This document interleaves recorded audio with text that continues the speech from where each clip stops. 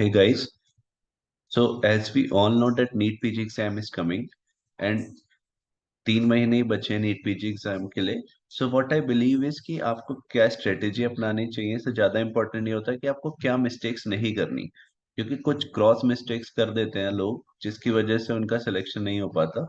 So will discuss कि आपको क्या क्या मिस्टेक्स नहीं करनी है while your preparation preparing for NEET PG. So first of all, don't try to read textbook while you're in the preparation phase. As you know कि exam अभी 3 महीने बाद है, तो try to avoid text book. Okay, आप ये नहीं सोच सकते कि अभी मैं आराम से टेक्स्ट बुक पढ़ के अपना कंसेप्ट बिल्ड कर लेता हूँ। You will be having like 4 to 5 days per subject. You can not just waste your time reading text book. And कोई फर्क नहीं पड़ता अगर आपने पहले भी नहीं पढ़ी है तो। ओके, अगर आपने पहले टेक्स्ट बुक नहीं पढ़ी है उससे आपके सिलेक्शन पे कोई फर्क नहीं पड़ेगा। You can even get a rank in top 10 अगर आपने टेक्स्ट बुक नहीं पढ़ी है तब भी। Okay, second thing which I believe is कि don't try to switch sources. Okay, suppose आपने एक कोचिंग के नोट्स बनाए हैं, है ना, एंड अभी 3 महीने बचे हैं एंड यू आर थिंकिंग कि मैं दूसरी कोचिंग के नोट्स बना लेता हूँ या किसी सब्जेक्ट को दूसरी कोचिंग से पढ़ लेता हूँ, तो don't try to do this type of things. आपके जिस सब्जेक्ट के नोट्स जिस कोचिंग से जिस सोर्स से प्रिपेयर्ड है, बस फॉलो डेट ओनली, क्योंकि नोट्स में सिर्फ 19-20 का फर्क होता है और ज्यादा फर्क नहीं होता। ओके, उससे फर्क नहीं पड़ता। फर्क इससे पड़ता है कि आपने उसको रिवाइज कितनी बार किया है ना। Most of the notes cover most of the important topics, है ना। So just don't try to switch sources. और ऐसा नहीं करना कि कोई सब्जेक्ट है मैं दो सोर्सेज देख लेता हूँ और जो बेटर लगेगा उसको रिवाइज कर लूंगा। Just try to avoid these things. Third thing what I believe कि लोग करते हैं, जो एक ग्रॉस मिस्टेक है, दैट इज कि दे थिंक कि हम अभी रिवाइज करते रहते हैं, विल डू क्वेश्चंस लेटर। तो वो लेटर टाइम कभी नहीं आता। while you are revising your notes, while you are revising a subject, just do Q bank of that subject along with that, है ना। क्योंकि आपके सिलेक्शन में जितना रोल रिवीजन ऑफ नोट्स का है उतना ही रोल क्यू बैंक प्रैक्टिस का भी है। Q bank is just like application of your notes. जो आप पढ़ रहे हो, एप्लीकेशन आपकी जो नॉलेज गेन कर रहे हो उसको application is Q bank.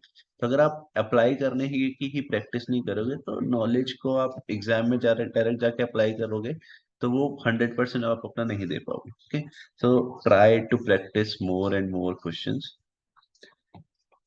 Fourth thing what I believe is, what people do is कि वो ग्रैंड टेस्ट नहीं देते, है ना, या वो लास्ट के 1 महीने या 2 महीने में ग्रैंड टेस्ट देते हैं, विच इज नॉट गुड, है ना। आपको ग्रैंड टेस्ट देने स्टार्ट करने हैं 3 to 4 मंथ्स पहले ही।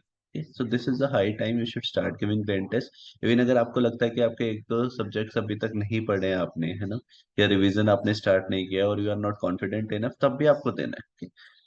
आपको ये नहीं सोचना कि मेरे ग्रैंड टेस्ट में कम नंबर आएंगे अभी, so it will लूजन my confidence और समथिंग, ये लोग क्या कहेंगे। इट डजेंट मैटर, अभी 3 मंथ्स है बट आपको ग्रैंड टेस्ट देना है। अभी से देना स्टार्ट करना है चाहे कितने भी नंबर है, because with successive grand test आपके मार्क्स बढ़ते ही रहेंगे। ओके, सो ऐसा सोचना कि मेरी प्रिपरेशन जब अच्छी हो जाएगी तब मैं ग्रैंड टेस्ट दूंगा, तो इट विल डिले इट। फिर मोस्ट ऑफ द पीपल क्या करते हैं कि लास्ट के 1 मंथ में ग्रैंड टेस्ट देते हैं, फिर दे पैनिक आउट। क्योंकि उस टाइम पर सिली मिस्टेक्स बहुत ज्यादा हो रही होती है। Okay, so try to give grand test, start giving grand test 3 months before the exam. Okay, and if possible तो आप कुछ कुछ जैसे एप्स या कुछ कुछ कोचिंग्स ऐसे सेंटर बेस्ड मॉक टेस्ट कराती हैं, आप वो दो, वो are better options. Because the thing is कि आप वहां जाओगे, देर इज एन एनवायरमेंट कि आप एग्जाम एनवायरमेंट में जाके दे रहे हो, तो it will help you a lot. And कभी कभी ऐसा भी होता है कि आप जिस सेंटर पे कोचिंग का मॉक टेस्ट देने गए उसी सेंटर पे आपका एग्जाम पड़ जाता है। ठीक, so it helps you a lot, आपको वही एनवायरनमेंट वही टाइम प्रेशर सब कुछ मैनेज करना आता है ना। So try to do that. अगर ऐसा नहीं कर सकते तो अपने रूम पे भी एक एनवायरनमेंट बना के, मोबाइल पे नहीं लैपटॉप पे बैठ के ग्रैंड टेस्ट दे, एंड टाइम मैनेजमेंट के साथ पूरा। ओके, एंड ग्रैंड टेस्ट देने के बाद एक गलती ये नहीं करनी कि ग्रैंड टेस्ट दे दिया, मार्क्स देख लिए and just left it. Okay, आपको ग्रैंड टेस्ट देना है, जब रिजल्ट आता है मार्क्स देखने के बाद आपको उसका एनालिसिस भी करना है एंड ट्राई टू सी कि आपने कितनी सिली मिस्टेक्स करी है। So just do one thing कि आप जैसे ग्रैंड टेस्ट कर रहे हो, तो suppose you have given your first grand test now, तो आप सामने ये भी लिखो कि आपने कितनी सिली मिस्टेक्स करी इस वाले ग्रैंड टेस्ट में। Suppose you have done 30 silly mistakes, okay. So just try to see कि आप सक्सेसिव ग्रैंड टेस्ट में कितनी कम सिली मिस्टेक्स कर रहे हो, क्योंकि इन द एंड आपको 10-20 क्वेश्चन एग्जाम में नहीं आते, उससे रैंक पे फर्क नहीं पड़ता, आप कितनी ज्यादा सिली मिस्टेक्स कर रहे हो उससे फर्क पड़ता है। एंड ग्रैंड टेस्ट की प्रैक्टिस से यही बेनिफिट है कि your chances of doing silly mistakes decreases, okay. So just avoid these things and all the best guys, thanks a lot.